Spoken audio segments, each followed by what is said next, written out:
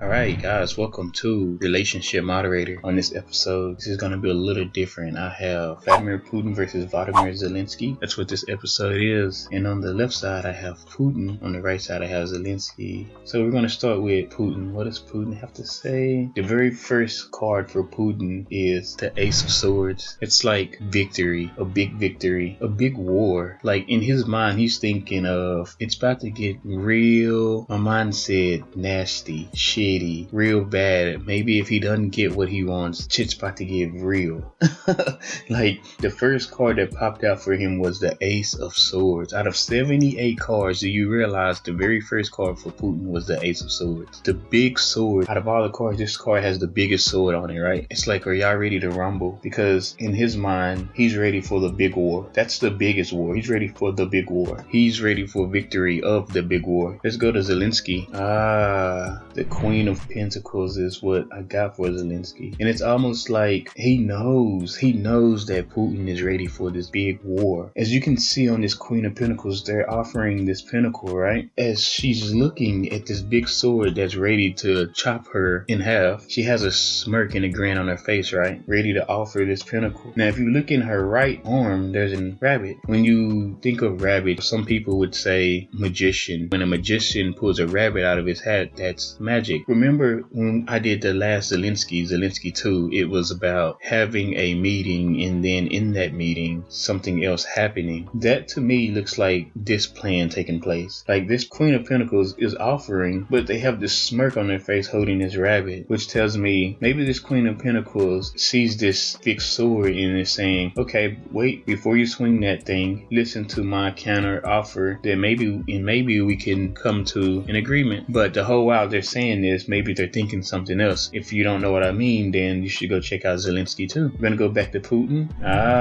It looks like it works because the very next card after that was the Ace of Pentacles. So remember, I just told you about the offer from Zelenskyy's side. Like, okay, hey, here's this. Well, maybe Putin comes back with the counter offer. He's like, okay, I heard what you said. Sounds pretty good. I like it. But guess what? I have something else from my side to give. Maybe there was a little bit in there that he wanted to change around or he wasn't feeling, so he came back with a counter offer, right? Now let's go see what Zelenskyy's saying to this. He's trying to decide. He's sitting there and he's trying to make a decision about should I or should I not. Remember, I'm going to reference Zelenskyy 2 again. See, in Zelenskyy 2, when Putin comes in, he's unaware of the real plan. When I look at this Two of Pentacles, you can see this guy sitting here trying to decide. And as he's trying to decide, it's like he has this smirk on his face with his eyes closed. Like he knows something that Putin doesn't know. Like he knows something. In the back of him, there's these ships. Just imagine somebody taking over a place, right? And you see all these pirates jumping off of these ships to come take over this newfound land they've discovered. So he's sitting here thinking like, I know something you don't know. Maybe once you come in with this offer, there's going to be all these ships that just come out of nowhere and attack is what I got. But he knows this as he's trying to decide what to do. We're going to go back to Putin's side. The Temperance card. Balance. Maybe a selection was made and it felt like there was going to be some type of balance restored or some type of calmness, and he feels like it's been guided to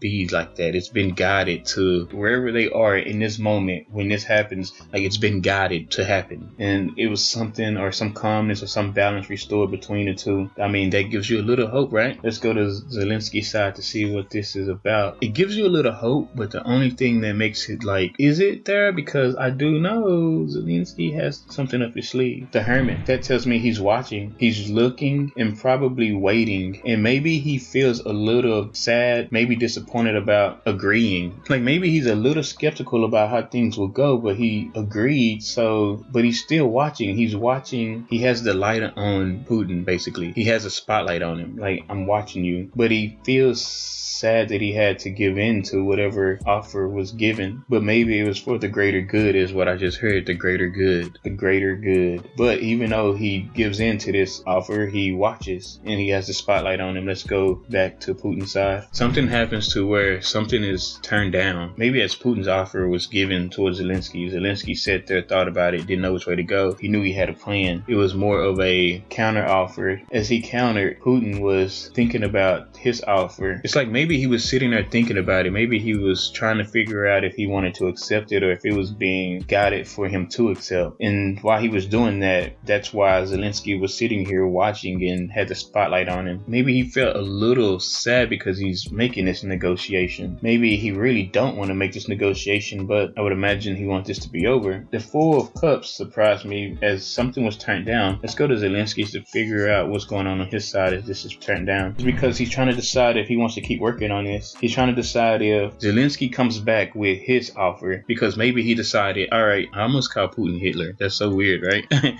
he was like, all right, Putin, listen, I heard your offer, but I have another counter. So he sends this counter offer in. So it's making some type of leeway. And as he's sitting back watching with the spotlight on Putin for his reply and answer, he turns it down. Like, nah, it's not. I don't like this, right? We're not coming to an agreement. He turns it down. And then on Zelensky's side, he's trying to decide if he wants to keep going. Like, it's starting to be too much, right? Maybe Putin wants more than Zelensky's willing to give. It's almost like Zelenskyy has another plan, but he doesn't really want to use that plan unless he has to use that plan. It seems like he would rather come to an agreement and everybody is like in peace. And if you don't know what plan I'm talking about, you need to go look at Zelenskyy too. I feel like he didn't want to use that plan unless he has to. With the Seven of Pentacles, it's almost starting to look like maybe he's going to have to, because I don't think these two can come to an agreement. We're going to go back to Putin's side. Guess who shows up? Putin himself. Ever since I started doing Putin, from Putin 1 through 10, Putin always showed up as a king of wands. He comes in himself after he turns down another offer. Now he's turned his back on Zelenskyy. Now it's almost like, I'm done talking. I don't want to do this anymore. So now he's turned his back, and maybe that's where the war picks up, or the war still keeps going. He's not even facing Zelenskyy. It's almost like he doesn't even want to hear anything he has to say now. Now I'm just going to turn around and go command my army, go command my people. All right, so we're going to go to Zelenskyy's side to see what's going on as Putin turns away from him. He's preparing to fight the Seven of Rods. He knows that there's going to be a fight. Maybe he feels outnumbered. Maybe he feels like it's going to be a tough battle. It's been going on this long and they've been outnumbered and they've been doing pretty well. He still has the confidence to know that they're still going to be doing pretty well, or he feels like they're going to still do pretty well against this, and he's prepared and ready for that.